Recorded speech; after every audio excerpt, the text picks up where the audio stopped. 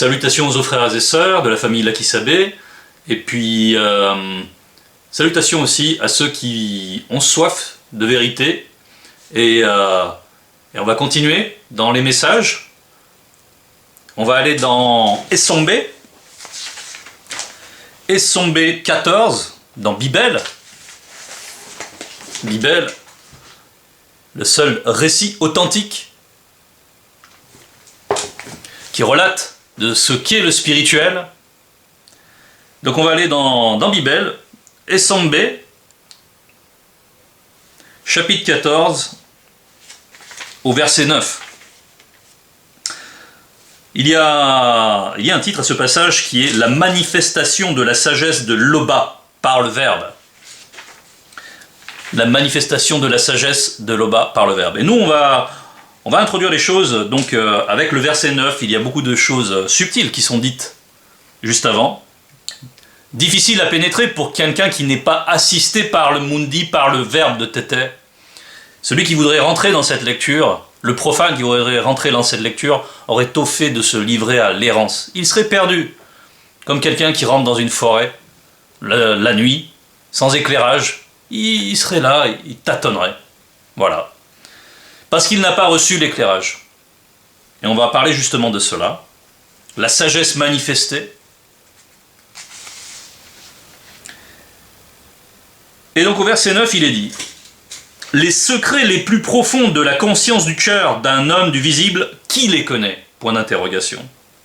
Les secrets les plus profonds de la conscience du cœur d'un homme du visible, qui les connaît? Bon, on nous pose une question. Et on y répond immédiatement. Personne, virgule, sauf l'esprit de l'homme du visible qui est en lui. Donc là, les secrets les plus profonds de la conscience du cœur d'un homme du visible, qui les connaît? C'est le rapport de l'esprit à l'âme. C'est le rapport de l'esprit à l'âme. Et on nous parle ici du fait que l'esprit, lui est lumière par essence. Au départ, il est lumière par essence. Et donc, il sait ce qui se passe dans les profondeurs de l'âme. Voilà.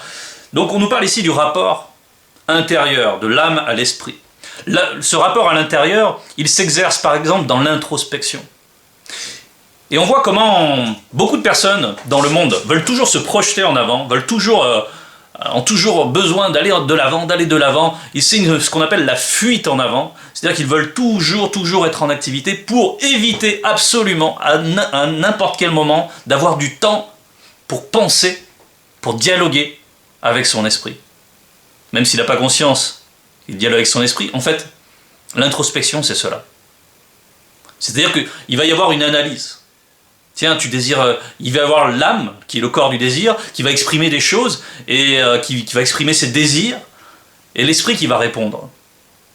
Donc, la plupart des personnes préfèrent museler l'esprit pour que l'âme puisse aller là où elle veut, indépendamment des désirs naturels qui sont dans l'esprit. Ils vont le museler, et puis ils vont traîner cet esprit partout dans la souillure, dans le péché, dans des choses, dans les déviances, dans tout ce que condamne le Verbe, à travers la loi, à travers la justice. Voilà. Donc, ça c'est une chose à remarquer. C'est-à-dire que la plupart des gens vraiment d'expérience, la plupart des gens qui sont livrés dans le monde, qui sont livrés à eux-mêmes, ils ont horreur de cet exercice. Comme ils ont horreur que quelqu'un d'extérieur vienne leur faire un témoignage. Comme là, présentement, je donne un témoignage de ce qui se passe spirituellement dans ces gens.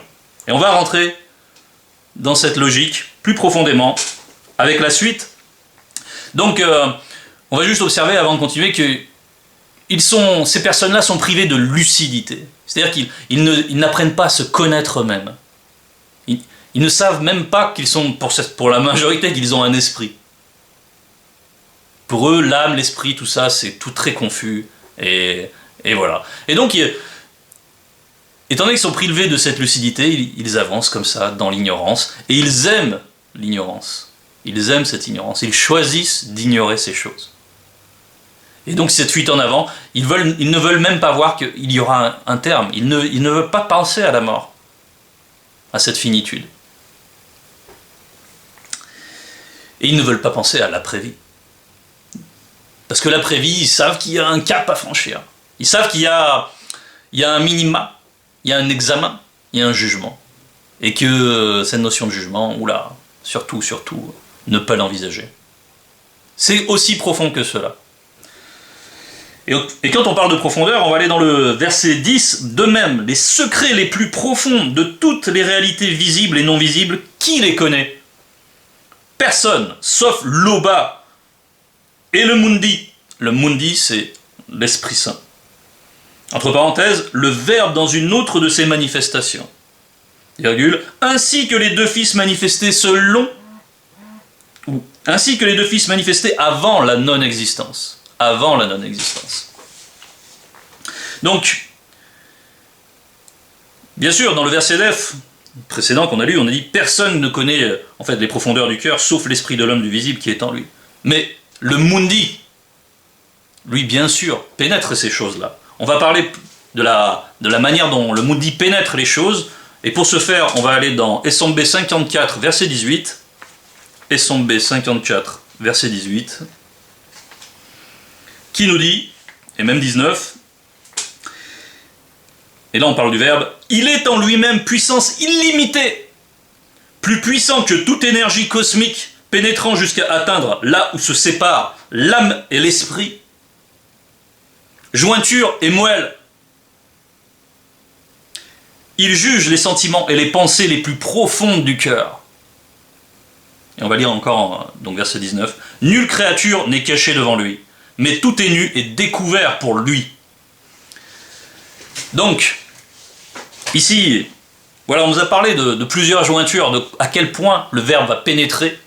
Oui, parce que dans ces jointures, il y a aussi des liens. Il y a des liens entre le corps et l'âme. Il y a un lien aussi entre l'âme et l'esprit. On ne va pas trop rentrer dans ces profondeurs, mais c'est justement ce qui se passe au moment de la rupture avec le visible. On parle de rupture, c'est que ces liens sont coupés. L'esprit est enfin délivré de la captivité pour l'homme qui n'écoute pas le Verbe, pour l'être humain qui n'écoute pas le Verbe. L'esprit souffre, il est en souffrance, et donc il est libéré de cela. Ces liens-là sont tranchés. Mais on ne va pas trop rentrer dans ces choses-là, et ensuite l'esprit est purifié. Bon, donc bien sûr, le Verbe qui sonde toutes choses, qui sonde toutes les profondeurs. Pourquoi il sonde toutes les profondeurs? Parce qu'il est l'auteur de ces profondeurs, par la manifestation de la volonté de l'Oba. Et l'Oba est par-delà même la manifestation de sa volonté. Mais donc, il est le maître d'œuvre, le Verbe, de tout cela. Comment le maître d'œuvre ignorait ce qu'il a créé? Ça n'a pas de sens. Donc évidemment, les secrets du cœur d'un homme sont à compter parmi les choses que le Verbe sonde. Ok, maintenant on va aller donc dans le verset 10. On va prendre ceci. Donc le verset 10, on l'a cité, on va aller dans le verset 11, et on l'a expliqué. Verset 11. Or, nous, donc nous c'est nous qui suivons le verbe de tété. Nous n'avons pas reçu l'esprit disgracié du visible. L'esprit avec un E minuscule, donc. Disgracié du visible. On va poursuivre et je vais expliquer. Mais le Mundi, esprit avec un E majuscule, qui vient de l'Oba, afin, donc dans le but, que nous connaissions les choses que le Verbe de l'Oba nous a données par sa grâce. Que nous connaissions les choses, donc, que le Verbe de l'Oba nous a donné par sa grâce. Alors on va reprendre, et on va décortiquer un peu. Or, nous n'avons pas reçu l'esprit disgracié du visible. Cet esprit disgracié du visible, en fait, c'est l'esprit de l'erreur. C'est l'antivérité. Cela représente l'antivérité, qui est la puissance du monde occulte, qui agit de manière extrêmement variée pour faire en sorte de donner des illusions, des fausses conceptions, et rendre captifs les gens de ces fausses conceptions. On va en parler davantage, mais telles sont les religions, telles sont certaines doctrines scientifiques, etc. Et on va en parler, et on va en donner des exemples. Donc, l'esprit disgracié du visible, c'est l'esprit de l'erreur. C'est donc des personnes qui vont adhérer à quelque chose de plus grand qu'eux. L'esprit de l'erreur. L'esprit de l'erreur. Derrière cet esprit dit des choses. Un esprit s'exprime. On va voir pourquoi c'est important. Afin que nous connaissions les choses que le Verbe de là-bas nous a données. Donc, là c'est le rapport à la connaissance. Afin que nous connaissions les choses. Donc, quand on reçoit, nous, on va rester maintenant dans ce nous, quand on reçoit, on reçoit des paroles, on reçoit donc à travers ces paroles de la connaissance. Et ensuite, on adhère à cette connaissance. Et après, on apprend à adhérer encore plus intimement. C'est-à-dire qu'on va mettre en application. C'est une connaissance intime du Verbe et de la sagesse manifestée. C'est en faire l'expérience. C'est pas seulement en prendre note quand Zulula fait des enseignements. C'est bien de prendre des notes, c'est très bien. Mais ensuite, il faut bien sûr mettre en pratique. Et il n'y a qu'à travers cette mise en pratique qu'on acquiert cette connaissance et qu'on acquiert cette intimité, ce rapprochement. Et ceci, ça s'appelle la sanctification. Donc, mais avant cela, donc, il y a eu compréhension, acceptation. Ça, ce sont des prérequis. Et on va voir que cette compréhension n'est pas donnée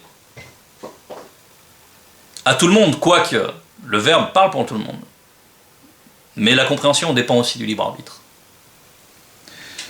Et on va aller dans le verset suivant, verset 12, et nous en parlons. Donc ce nous, c'est toujours nous qui adhérons au Verbe. Et nous en parlons non avec des discours qu'enseigne la sagesse de l'homme du visible, mais avec ce qu'enseigne le Mundi, employant un langage spirituel pour les choses spirituelles. Et ça c'est très important. Donc on va commencer par le début du verset. Ce qu'enseigne la sagesse de l'homme du visible. Et nous en parlons non avec des discours qu'enseigne la sagesse de l'homme du visible. La sagesse de l'homme du visible, c'est justement ce dont on parlait un petit peu avant, qu'on avait légèrement évoqué. C'est donc toutes les doctrines, soit scientifiques, soit éventuellement religieuses, dites spirituelles, des fausses spiritualités. On va prendre des exemples pour en parler. Nous, on n'emploie pas ces discours-là. La sagesse du visible, elle se distingue par une forme de ruse, et par l'erreur. Toujours la marque, c'est l'erreur. Donc, par exemple, les scientifiques, ils vont vouloir expliquer l'univers, et ils vont vouloir l'expliquer strictement physiquement, parce qu'ils sont bornés au physique. Ils sont bornés au physique. Et dans l'explication, ils vont donner des grandes justifications qui sont « il n'y a point d'effet sans cause ». Et ça, c'est une vérité. Parce qu'il y a toujours des éléments de vérité. Forcément, sinon, l'esprit s'en détourne naturellement. Et voilà, il faut toujours des éléments de vérité qui soutiennent un mensonge pour qu'il y ait du crédit derrière ce mensonge. S'il y avait zéro élément de vérité, ce serait juste une ineptie pour tout le monde. Mais vu qu'il y a un peu de vérité dedans, les personnes écoutent. Et puis, elles acceptent certaines choses, et ensuite elles vont accepter encore d'autres choses. Donc ils vont parler, il n'y a point d'effet sans cause. Ils expliquent la création de l'univers, ils disent il y a le Big Bang. C'est le Big Bang. Voilà. Et qu'est-ce qui a généré le Big Bang? Ils vont dire c'est une création ex nihilo. Et là, c'est la ruse. Et là, c'est les discours, c'est un langage qui n'est pas spirituel. Ex nihilo, ça veut dire à partir du néant. Et donc, ils emploient une ruse, ils emploient une petite maxime latine pour impressionner. C'est un effet de manche. C'est ce qu'on appelle un effet de manche, c'est le travail d'un illusionniste. C'est-à-dire que dans sa manche, il a plein de choses pour tricher. Et donc, ex nihilo, il est en train de vous dire que le néant est créateur. Ça n'a aucun sens. Le néant, par définition, n'a ni volonté, ni intelligence, ni capacité, ni puissance. Le néant, c'est juste rien. Comment il va générer toute la création? C'est une absurdité. Il n'y a point d'effet sans cause. Et leur cause à eux, c'est le néant. C'est un aveu spirituel. C'est un aveu spirituel. C'est qu'eux, ils sont destinés au néant, puisqu'ils en viennent selon leur propre aveu, selon leur propre choix en vérité. Donc ça, c'était un exemple d'une construction. Et on voit bien que c'est soutenu par un langage qui n'est pas spirituel. Voilà. Donc derrière cela, il y a des réalités, derrière ces phénomènes. quand les gens parlent, il y a des réalités invisibles. Il y a des esprits à l'œuvre. Et les esprits qui sont à l'œuvre, Zulula nous a enseigné à ce sujet, ce sont les démons religieux. Dès qu'on cherche à vous instruire dans une croyance, c'est des démons religieux qui sont à l'œuvre. Hormis lorsque quelqu'un s'exprime par rapport au verbe, lorsqu'il a reçu un mandat pour le faire. Donc, employer un langage spirituel pour les choses spirituelles. Dans cette dimension-là, on va en parler un petit peu, on va s'y arrêter un petit peu. C'est très important d'acquérir, et là on va plus parler de la sanctification dans cette parenthèse, d'acquérir un langage spirituel. C'est-à-dire, dans cette acception de langage, il y a avant tout la précision. C'est très important, la précision. Parce que la précision, c'est, à son degré le plus raffiné, la vérité. Donc il faut, nous, dans notre sanctification, apprendre, nous qui sommes des non-initiés graciés, qui sommes en cours d'initiation, il faut apprendre à se défaire de tout ce qui n'est pas exact, tout ce qui n'a pas de sens, des expressions qui n'ont pas de sens. Les bramants tombent, ça n'a aucun sens. C'est juste faux. C'est faux. Et c'est ça le problème. Donc il faut apprendre. Et ça, on vous l'a dit, à donner, c'est une clé vraiment. Ne sous-estimez pas cela. C'est une clé dans la sanctification. Bien parler, c'est bien concevoir d'abord. C'est concevoir selon la vérité. Et vous ne pouvez pas faire l'économie de cela pour progresser spirituellement. Donc, ceci était une parenthèse, on va continuer. Mais l'homme, donc au verset 13, l'homme purement charnel, livré à lui-même, ne reçoit pas les choses du mundi, de Loba, car elles sont une folie pour lui, et il ne peut les connaître. Parce que c'est spirituellement qu'on en juge. C'est spirituellement qu'on en juge. Donc on nous parle ici de l'homme purement charnel, livré à lui-même. Livré à lui-même, ça a une grande importance. Livré à lui-même, en fait, on pourrait donner comme synonyme livré à Satan. C'est pareil. Parce qu'en fait, spirituellement, dans la spiritualité, il n'y a pas de neutralité. C'est soit on appartient au Verbe, soit on ne lui appartient pas et on appartient à l'antivérité. Parce que le Verbe, c'est la vérité. Donc, livré à soi-même, ça veut dire livré à ses mauvais penchants, livré aux mauvais désirs de l'âme. Parce qu'il y a des bons désirs de l'âme. Mais livré à des désirs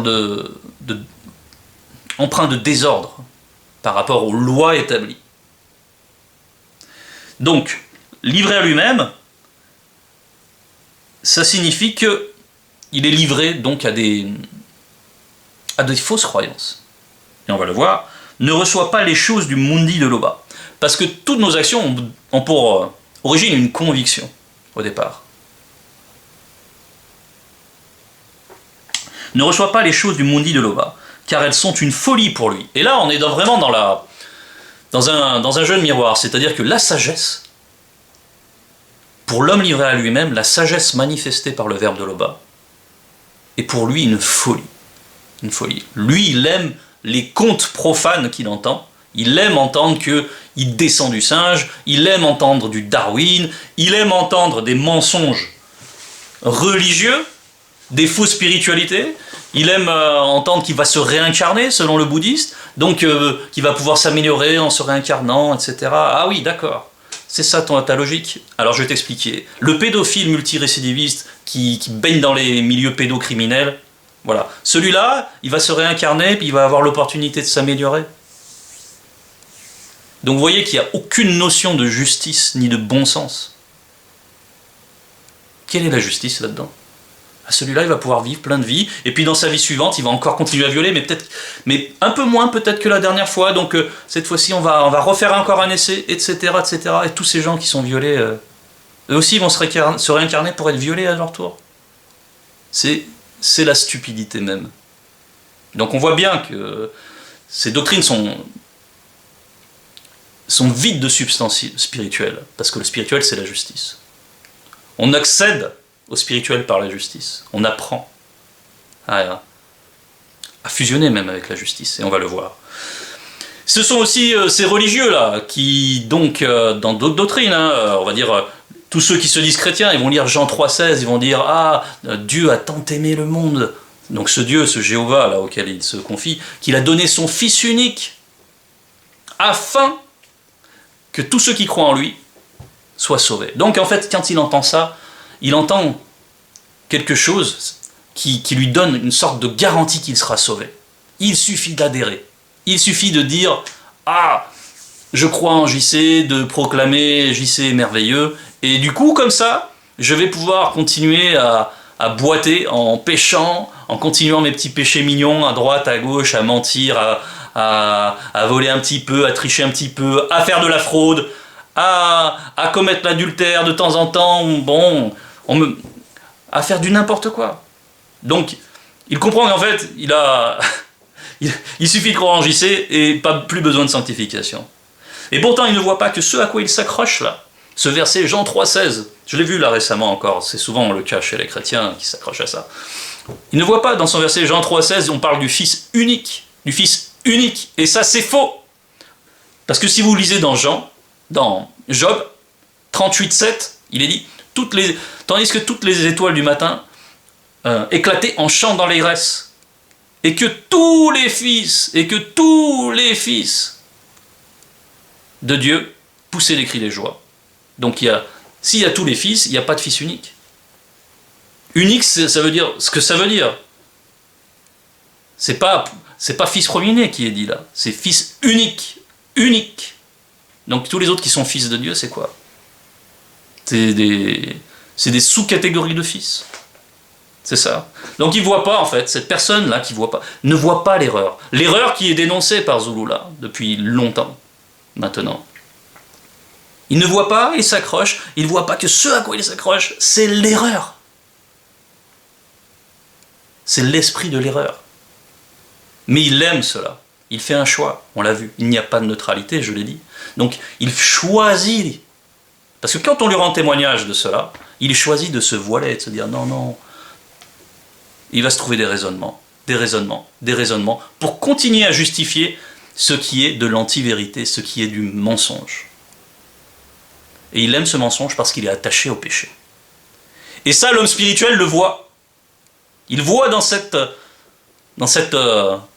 manière d'agir, dans cette manière de concevoir, dans cette manière de conduire sa vie, il voit dans les profondeurs.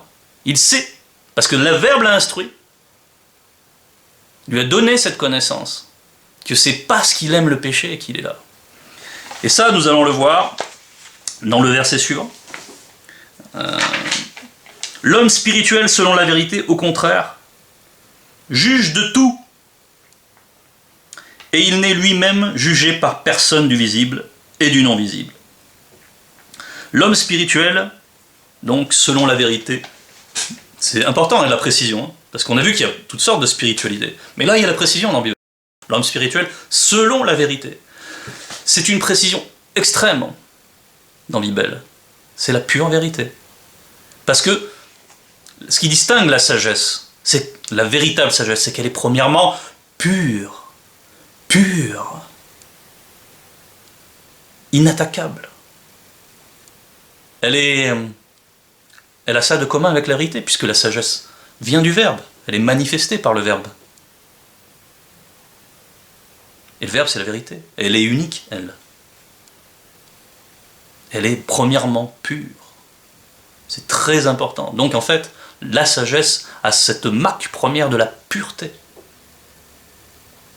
Donc dès que vous trouvez de l'injustice, des incohérences, dans une croyance quelconque, c'est que la sagesse n'est pas là. Il faut tirer la conclusion. Et l'homme spirituel, lui, il est connecté à cette sagesse. Il est à la source, il est accompagné de la source. Donc l'homme spirituel, selon la vérité, au contraire, juge de tout. On a parlé des faux raisonnements, pour essayer de masquer la misère du péché de ces gens qui adhèrent à ces fausses doctrines, qui adhèrent à la sagesse de ce monde du visible. Bon, et on va mettre en perspective cela avec un verset. C'est Essombé 26 au verset 50 et 51. Essombé 26, verset 50 et 51.